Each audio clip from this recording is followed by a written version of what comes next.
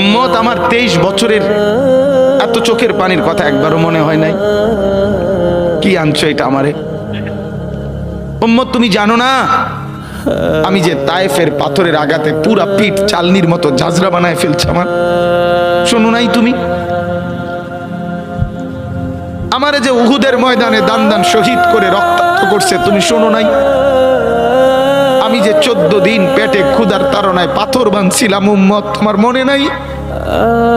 একবারও শোনো নাই আমার ক্ষুধার কষ্ট, আমার পিঠের ব্যথা, আমার দাঁতের ব্যথা, আমার কাঁধে 2টা কড়া ঢুকে গেছে উম্মত।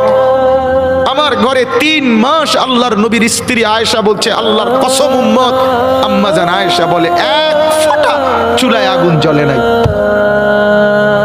মা আওকাদাত ফি আবিয়াতে রাসূলিল্লাহ নারুন, নবীর একজন বিবির ঘরেও আগুন জ্বলে নাই।